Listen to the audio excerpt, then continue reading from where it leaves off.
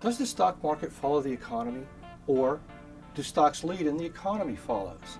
This question is a lot easier than you might think. The correct answer is straightforward, and the evidence is there for anyone who wants to see it. That's what this episode will do in the next 10 minutes or so, and afterward, I trust you'll agree that 10 minutes was plenty.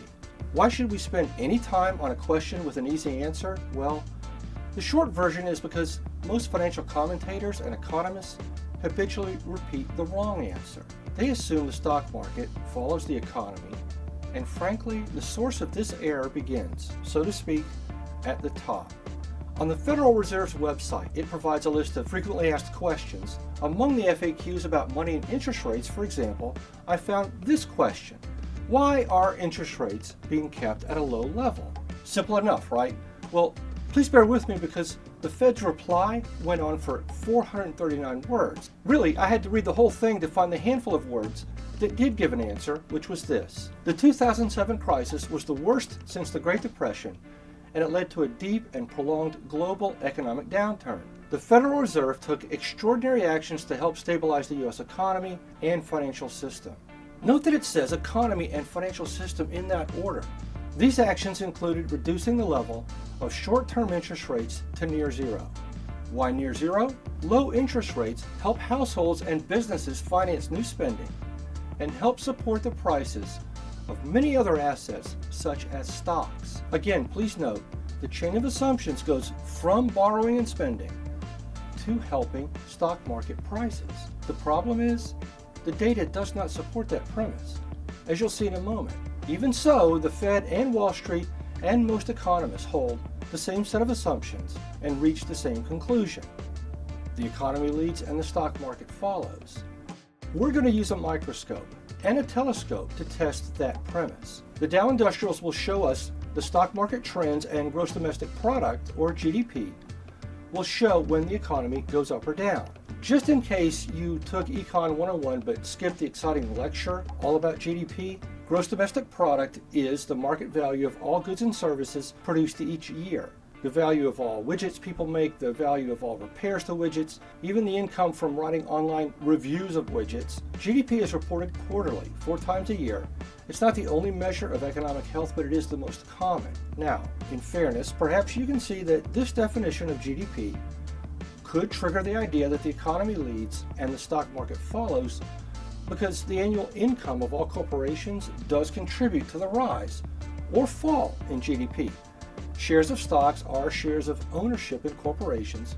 You can connect those dots in turn to the dot that says stock index prices should, presto, follow the ebb and flow of GDP. So let's test that with a what-if scenario. What if you had perfect foreknowledge that GDP will grow for the next 15 consecutive quarters? That's 3 years and 9 months into the future, and you're able to know the economy will grow every quarter along the way.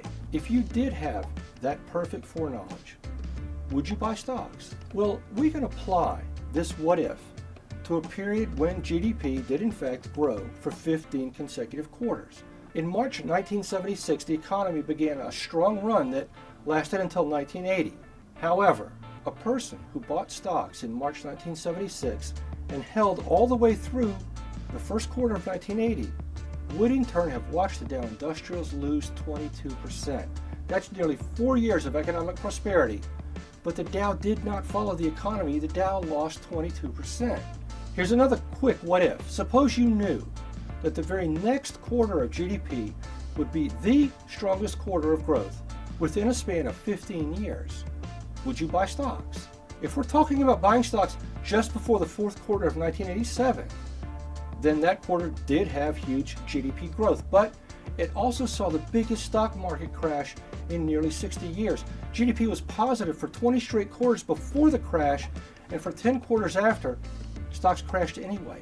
And even 3 years after the quarter 4 of 87, the Dow was still below its pre-crash levels. The past 100 years include plenty of similar what-ifs that demolish the assumption that the stock market follows the economy.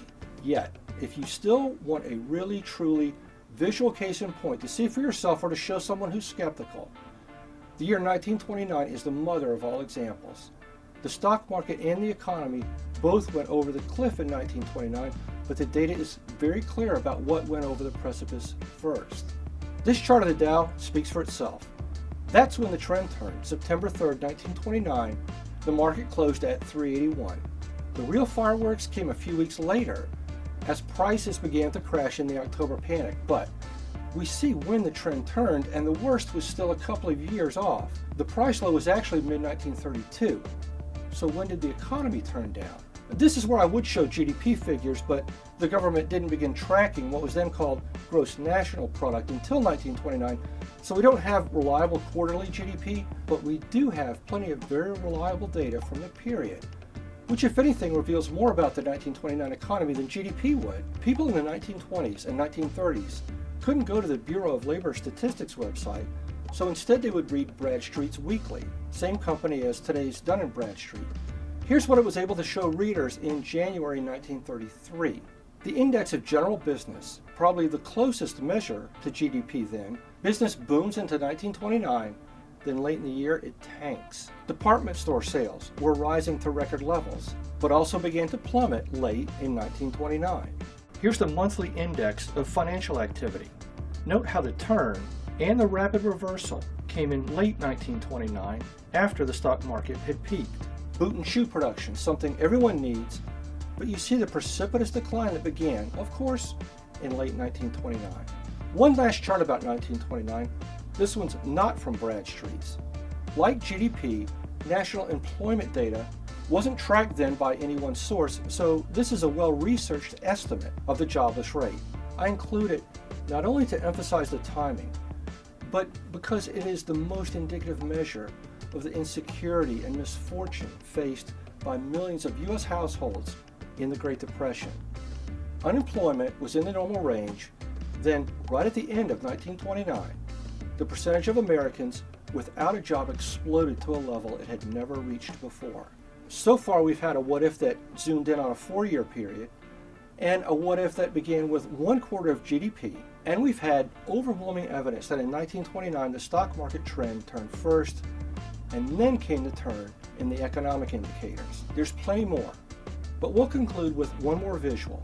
It scales out to several decades, the 1960s through the 2000s. You're watching this video because in some way you know that financial and economic trends are relevant. Certainly I mean relevant to an investor who's wondering if opportunities are more on the long versus the short side, yet I also mean relevant to the business owner or manager who's asking if this is the time to hire or not. Likewise, if you have a good job or an okay job, is this the moment to look for a better one? Or is it best to stay put? You want to understand, perhaps even anticipate, the trends and turns because you know that knowledge could equip you to protect your livelihood.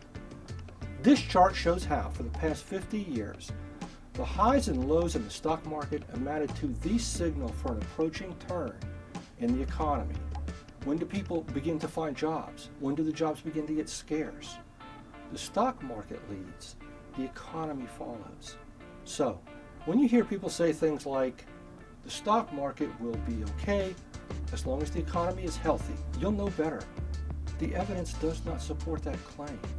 The history of the stock market and of the economy show that when the stock market trend goes strongly south, you want to get your affairs in order because the economy will follow. I realize that you may be wondering, if the facts are so plain, then why in the name of Dow Jones do people still embrace and repeat this mistake? From here, I suggest that you listen to our Pillars episode that explains how the Fed follows interest rates, not vice versa. Thanks for listening. I'm Robert Folsom.